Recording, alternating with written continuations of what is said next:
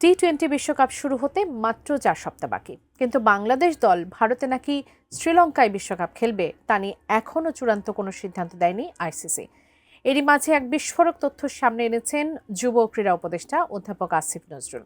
কি সেই তথ্য যার কারণে ভারতে খেলতে না যাওয়ার ব্যাপারে নিজেদের অবস্থানে আরও বেশি অনড় বাংলাদেশ?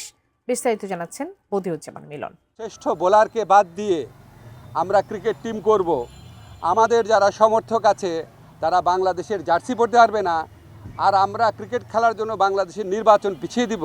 টি-20 বিশ্বকাপে বাংলাদেশ দলের অংশগ্রহণ নিয়ে আরও অনিশ্চয়তা দেখা দিয়েছে। ভারতে গেলে বাংলাদেশ যে ধরনের নিরাপত্তা শঙ্কায় পড়তে পারে তা উল্লেখ করে সম্প্রতি আইসিসির নিরাপত্তা বিভাগ থেকে একটি চিঠি দেওয়া হয়েছে বাংলাদেশ ক্রিকেট বোর্ডকে। আইসিসির দেওয়া সেই চিঠিতে আসন্ন টি-20 বিশ্বকাপে ভারতে 3টি কারণে বাংলাদেশের নিরাপত্তা সংখ্যা বাড়তে পারে বলে উল্লেখ করা হয়েছে। আইসিসির নিরাপত্তা টিম বিশ্বকাপ খেলা নিয়ে বাংলাদেশ ক্রিকেট বোর্ডকে 3টি পরামর্শ দিয়েছে। প্রথমত, বাংলাদেশ দলের পেসার মোস্তাফিজুর রহমানকে টি-20 বিশ্বকাপের দলে অন্তর্ভুক্ত না করা। দ্বিতীয়ত, বাংলাদেশ দলের জার্সি ও পতাকা নিয়ে দর্শকদের চলাফেরায় সতর্ক থাকতে হবে। সবশেষে আইসিসি জানিয়েছে, বাংলাদেশের জাতীয় নির্বাচন যতই ঘনিয়ে আসছে, ভারতে গিয়ে টি-20 বিশ্বকাপ খেলা ততটা ঝুঁকিপূর্ণ। বাফুফে ভবনে এক সংবাদ সম্মেলনে এই চিঠির প্রসঙ্গ উল্লেখ করে যুব ও ক্রীড়া উপদেষ্টা অধ্যাপক আসিফ নজরুল জানিয়েছেন, ভারতে গিয়ে বাংলাদেশের খেলা অসম্ভব। আইসিসি সিকিউরিটি টিমের এই বক্তব্য সন্দেহাতীতভাবে প্রমাণ করেছে যে ভারতে বাংলাদেশ ক্রিকেট টিমের টি-20 বিশ্বকাপ খেলার কোনো রকম পরিস্থিতি নাই। নতুন বাংলাদেশ গড়তে এলো জুলফিকার স্টিল। জুলফিকার স্টিল, ইস্পাত দৃঢ় অঙ্গীকার। সবচেয়ে বড় কথা, আইসিসির এসব পরামর্শ মোটেও মানতে চায় না বাংলাদেশ। আসিফ নজরুল মনে করেন, মোস্তাফিজকে বাদ দেওয়ার এই পরামর্শের অর্থ হচ্ছে ভারতে খেলার পরিবেশ নেই।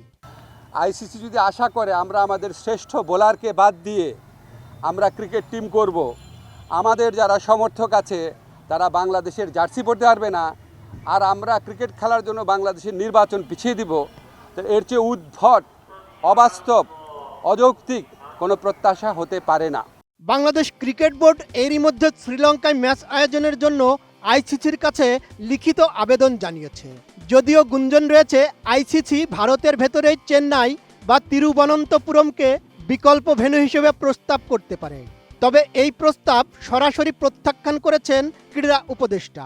আইসিসি যদি সত্যি গ্লোবাল অর্গানাইজেশন হয়ে থাকে, আর আইসিসি যদি ভারতের কথায় উঠে আর না বসে, তাহলে অবশ্যই আমাদের টি-20 বিশ্বকাপে খেলার সুযোগ শ্রীলঙ্কাতে দেওয়া উচিত। এই প্রশ্নে আমরা কোনো রকম নতি স্বীকার করব না। আগামী 2-1 দিনের মধ্যেই আইসিসি এই ভেন্যু জটিলতা ও বাংলাদেশের আবেদনের আনুষ্ঠানিক জবাব দেবে বলে আশা করা হচ্ছে। মোস্তাফিজকে বাদ দেওয়ার এই অদ্ভুত সুপারিশ এবং ভেন্যু নিয়ে বিসিবির অনড় অবস্থান শেষ পর্যন্ত কোন দিকে মোড় নেয়, সেদিকেই তাকিয়ে আছে গোটা ক্রিকেট বিশ্ব। বদিউজ্জামান মিলন, এটিএন নিউজ।